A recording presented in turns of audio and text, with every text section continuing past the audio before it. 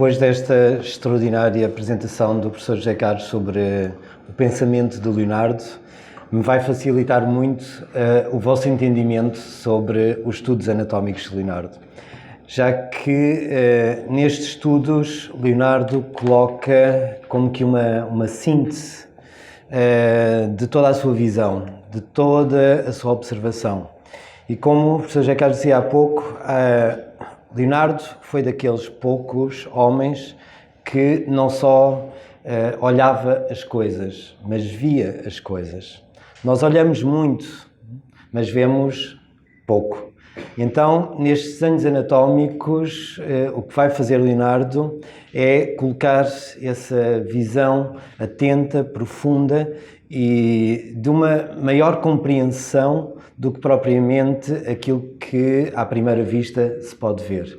E nele fazer toda uma síntese das suas muitas observações de mecânica, da natureza e de uma procura de síntese e entendimento do homem como um microcosmos.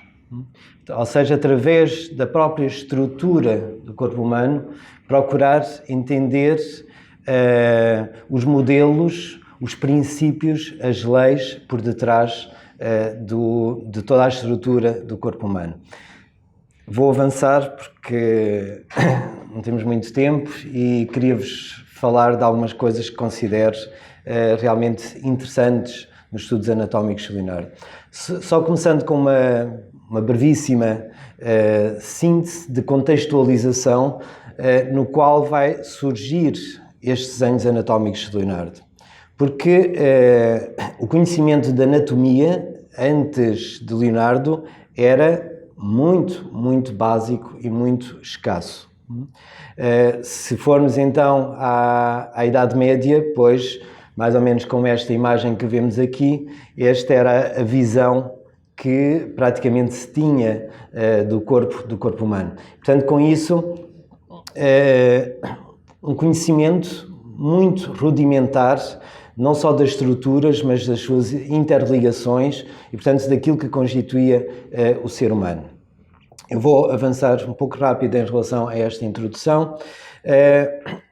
Vai surgir um personagem que vai ter uma importância grande antes de Leonardo para os estudos anatómicos, que é este Mondino de Luzzi, e que vai, de alguma forma, ser um aperfeiçoador daquilo que era o conhecimento da anatomia da Idade Média, produzindo uma obra que se vai chamar Anatomia e os seus estudos, pois, apesar de revolucionarem muito aquilo que existia, como vemos por esta imagem aqui projetada, eram, mesmo assim, muito básicos, ainda baseados muito em certos conhecimentos que vinham da Idade Média, mas também de Aristóteles, que era muito importante em todo este período, como dizia o professor José Carlos há pouco, e também de médicos árabes. Mas um conhecimento muito rudimentar que vamos encontrar.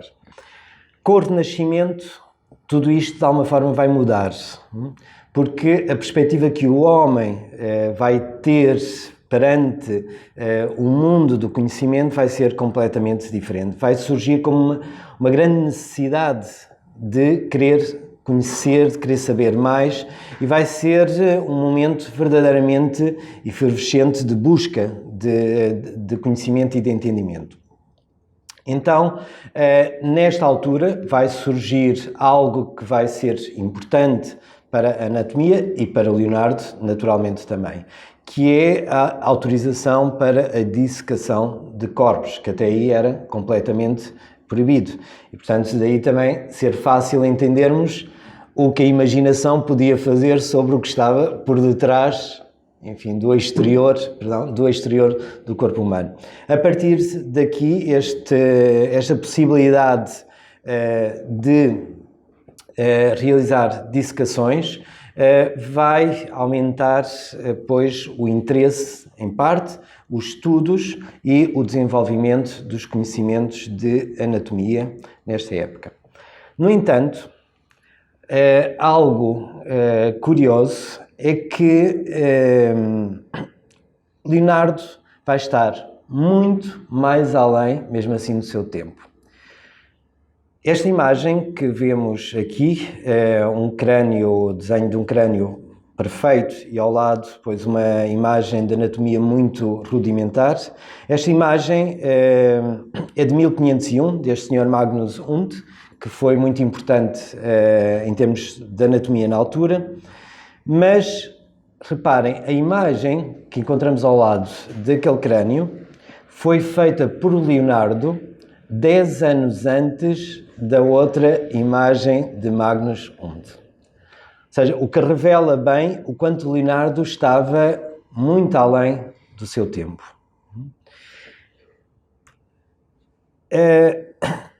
O interesse pela anatomia durante o Renascimento faz também estar muito ligado à pintura, já que os artistas vão se interessar muito pela anatomia como forma de melhor poder pintar, representar, dar uma estrutura tridimensional ao próprio corpo humano, como estas imagens que coloquei aqui, do vosso lado esquerdo, que é um pormenor de uma pintura medieval, onde mostra um pormenor da Virgem com o menino, e a outra renascentista, onde se vê perfeitamente já nesta imagem, enquanto que na medieval vemos as mãos quase planas, quase sem volume, sem uma estrutura dos movimentos bem delineada, vemos na outra já toda a musculatura representada, o volume, o movimento bem preciso e, portanto, que revela bem esses estudos anatómicos. Então, vai ser também este interesse pelas artes que vai fazer despertar muito os estudos da anatomia.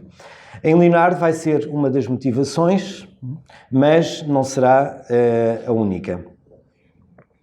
Leonardo vai iniciar os seus estudos de anatomia praticamente no momento que entra para o ateliê de André de Verrocchio, quando tinha 18 anos. Este seu mestre de pintura, seu primeiro grande mestre de pintura, já incentivava o estudo de anatomia entre os seus estudantes. E, portanto, Leonardo vai começar logo aí os seus primeiros estudos e também as suas primeiras práticas de dissecação e de estudos anatómicos.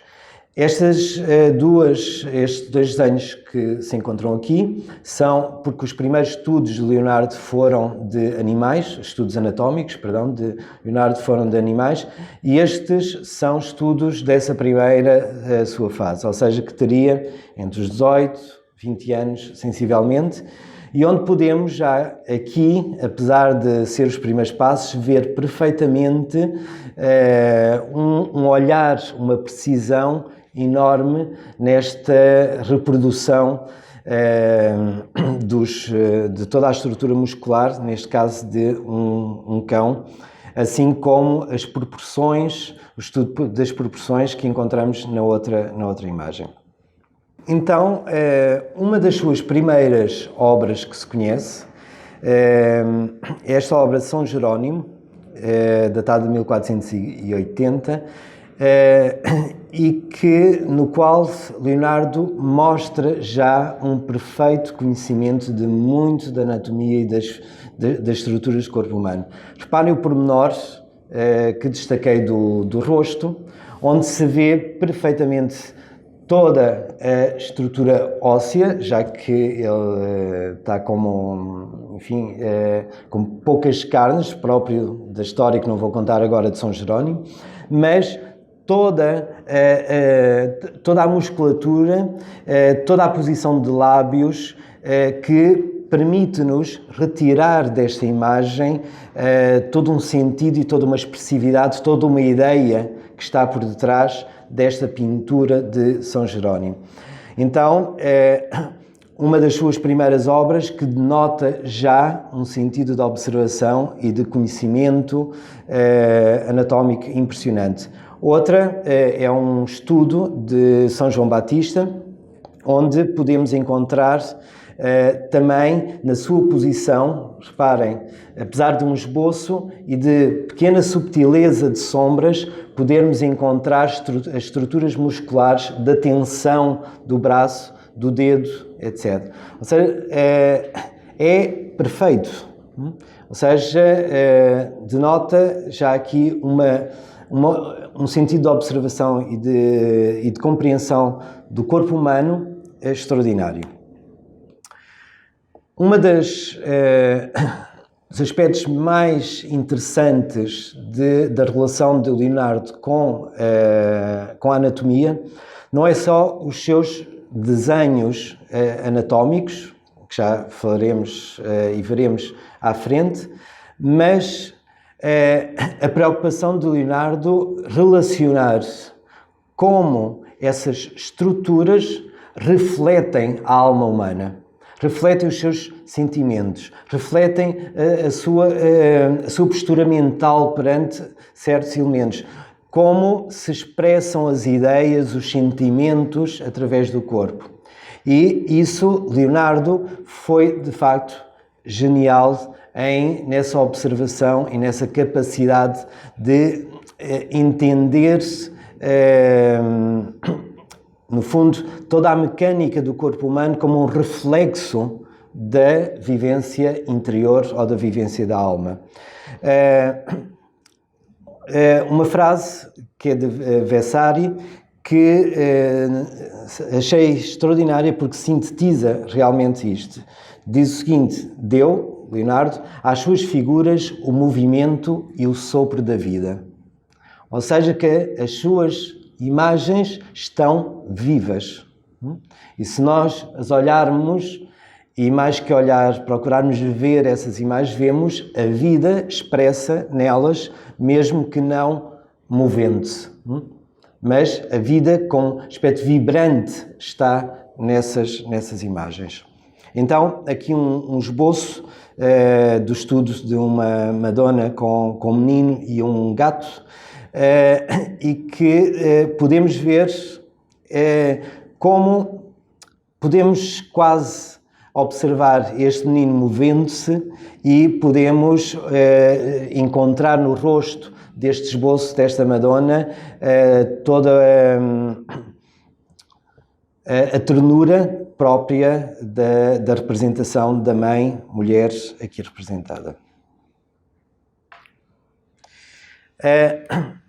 Aqui vemos como também na postura das mãos os seus estudos de anatomia foram fundamentais. Reparem neste, que não é um quadro, é um esboço destas mãos, como denota perfeitamente, e poderíamos encontrar nelas toda uma expressão de sentimento, de ideias nela contidas. E isso graças a esse conhecimento que Leonardo tinha de como cada posição de um osso, de um músculo, de uma tensão, de uma irrigação sanguínea permite ou é resultado desse estado interno de alma.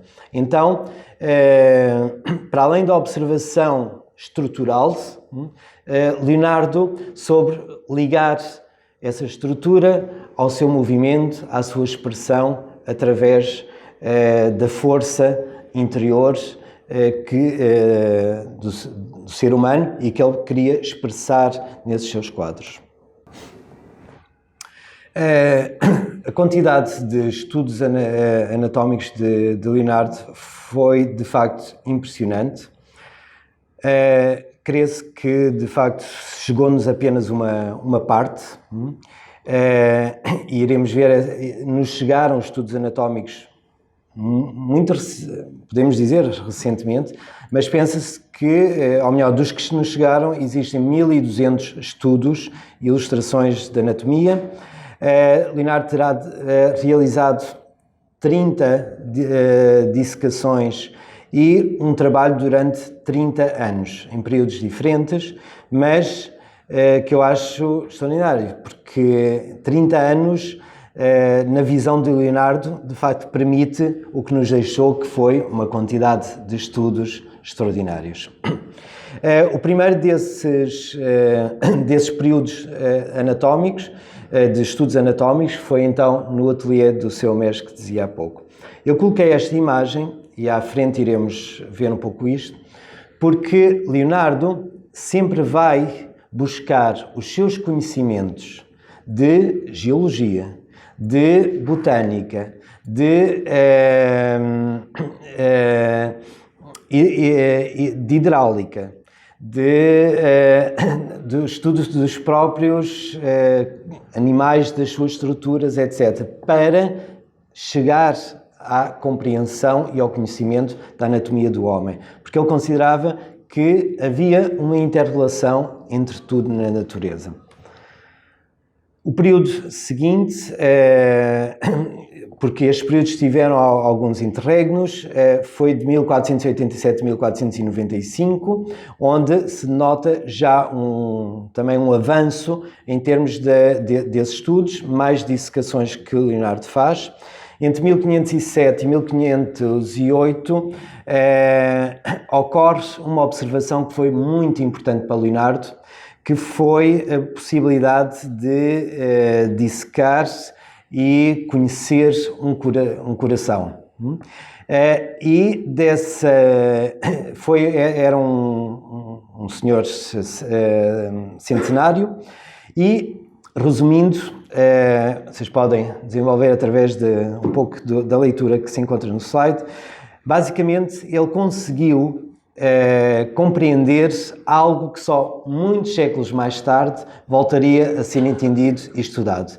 A questão da aterosclerose, ou seja, da perda de flexibilidade dos vasos, portanto, a sua rigidez, e com isso a dificuldade de a circulação chegar também às extremidades. Então, Leonardo conclui, que para nós hoje parece uma coisa evidente, para a altura não era, de que à medida que o ser humano avança na idade, esses vasos perdem elasticidade e, portanto, dificuldade em bombear o sangue.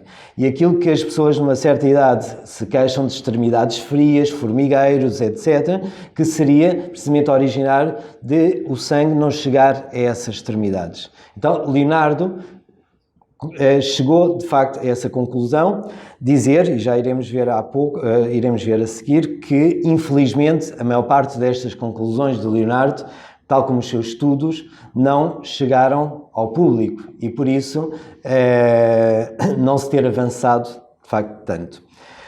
Uma última fase vai ser muito importante a Leonardo, porque ele vai, de facto, afastar-se de toda a teorização que vem ainda muito influenciada pela Idade Média. Este estudo que vemos aqui é anterior a este período e, comparando este estudo com os restantes de Leonardo, é como que um esboço. É quase como que se não fosse um estudo dele. E que ele vai, depois, a partir daqui, desenvolver de uma forma muito mais intensa. Um período que vai ser, de uma forma maior destes estudos anatómicos, vai decorrer do período de 1510 a 1511. Neste período, Leonardo vai colaborar com um médico chamado Marco António della Torre para fazer um livro de anatomia adequado e que fosse útil à medicina. Para esse livro, realizou mais de 228 desenhos. No entanto, devido à morte deste médico, esses trabalhos foram arrumados e nunca chegaram a ser publicados. Então, infelizmente, não se avançou e não se fez chegar estes estudos até aos médicos da altura. E que o professor José Carlos dizia há pouco, foi a capacidade inovadora mesmo de técnicas de estudo que o Leonardo vai ter. E na anatomia isso vai estar muito presente. Por exemplo, ele vai no estudo do cérebro, vai fazer injetar uma cera líquida no seu interior. Isto para quê? Para que pudesse facilmente dissecar os tecidos. E, portanto, desta forma poder observar melhor toda a composição do cérebro. Isso vai levar a descobertas, na altura, extraordinárias, que, como dizia há pouco, foi preciso muitos séculos para se voltar a elas. Como sejam os ventrículos cerebrais e uma série de outros, as artérias meníngeas, por exemplo, que não se conheciam e que foram redescobertas muito mais tarde. Este estudo mostra exatamente esta irrigação do cérebro através destas artérias e de outros elementos componentes da estrutura cerebral. Nesta inovação de técnicas para fazer os seus estudos e entender a funcionalidade, Leonardo vai utilizar as suas observações também de engenharia. E aqui temos uma relação entre todo o processo da mecânica, de rolanas, etc., para explicar o movimento da perna. Juntamente vamos encontrar estudos ou indicações geométricas, aritméticas, como o professor José Carlos dizia há pouco, que se encontravam sempre presentes nos seus estudos.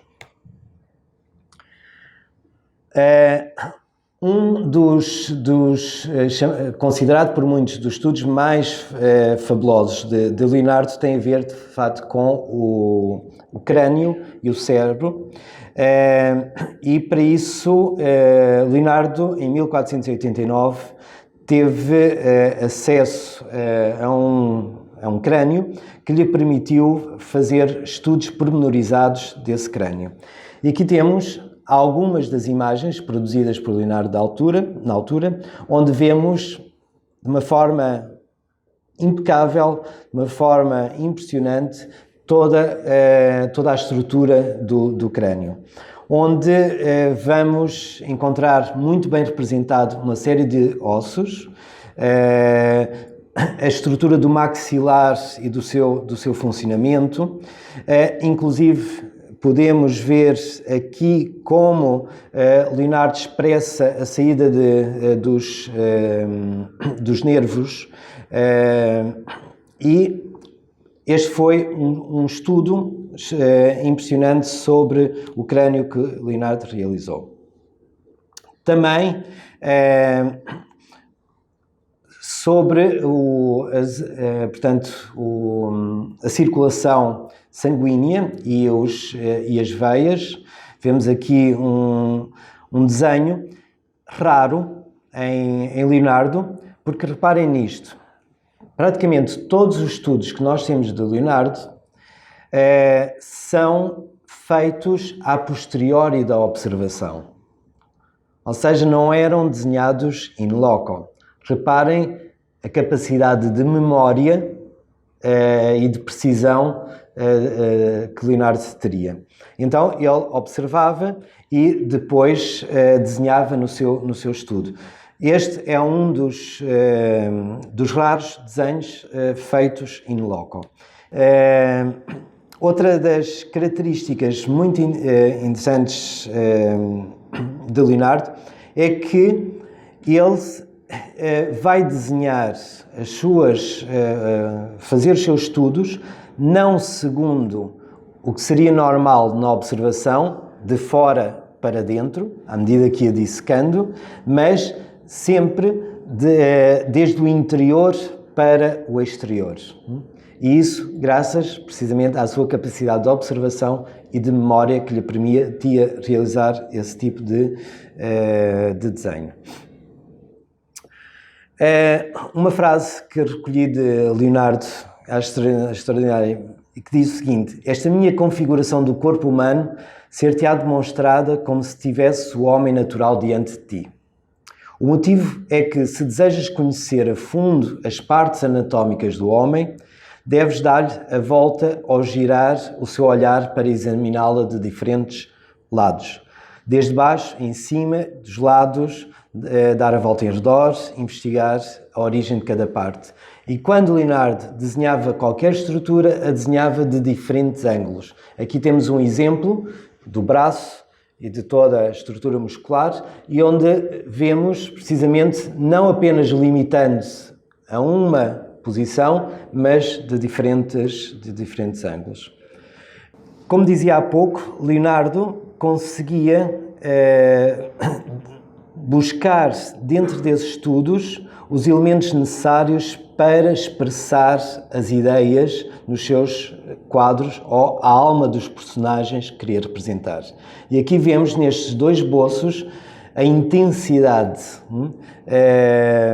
da expressividade através da contratura. Reparem, alguns personagens que são desdentados se percebe facilmente pela posição do seu lábio, a falta dos dentes, etc. É extraordinário estes esboços de Leonardo. Fez estudos de relação da anatomia animal com a anatomia humana. Do vosso lado esquerdo, relação da perna de um cão com a perna humana, e na imagem maior, pois fazendo relação das nossas omoplatas com a estrutura das asas de um pássaro. Ele realizou vários estudos de anatomia comparada entre o ser humano e este é um dos desenhos que muitos consideram como a síntese dos conhecimentos de Leonardo. É de uma mulher, da anatomia feminina, onde se vê todas as estruturas do aparelho genital feminino, nas suas relações, coração, rins, etc. Tudo perfeitamente no lugar e bem desenhado. Sobre o coração, realizou vários estudos interessantes, só dizer que foi o primeiro a descobrir a descobrir e registar que o coração tinha 4 concavidades. Até aí se pensava que tinham simplesmente 2. Desenhar e explicar o funcionamento das válvulas do coração, entre as quais da válvula aórtica e da válvula tricúspide. Também coloquei esta imagem, que era interessante, sobre a relação que Leonardo faz entre o coração e uma semente. Descobriu o sistema de vórtice do sangue na válvula aórtica e de como isso é fundamental para fechar a válvula, que só muito recente, há algumas décadas, se descobriu, através da aparelhagem que temos hoje, de como funcionam, e Leonardo o explicou muitos séculos antes. Para tal contribuiu a observação da natureza, que não tenho tempo, os estudos anatómicos que foram extremamente desenvolvidos, tanto masculino como feminino, e desenhando inclusive como no coito funciona o encaixe entre os órgãos genitais masculinos e femininos. Sobre a embriologia, desenvolveu vários estudos também, de uma precisão enorme. Sobre o funcionamento da voz e a traqueia, sobre o aparelho digestivo, onde desenhou perfeitamente o apêndice. Vários estudos sobre o olho, muito perfeitos, e como se ligam com o cérebro. A importância do olhar, estudos ópticos associados ao olho humano, inventor da primeira lente de contacto, embora de uma dimensão muito maior, de uma estrutura de vidro com água que criava uma lente que permitia ampliar. Coluna vertebral, importância e desenho perfeito da curvatura e das vértebras. E só dizer, então, para finalizar, que estes estudos andaram perdidos durante muitos séculos. Só em 1690 se descobriram na Biblioteca Real de Windsor e só foram publicados, as primeiras publicações em 1898 e a compilação de todos os estudos surgiram só já no século XX.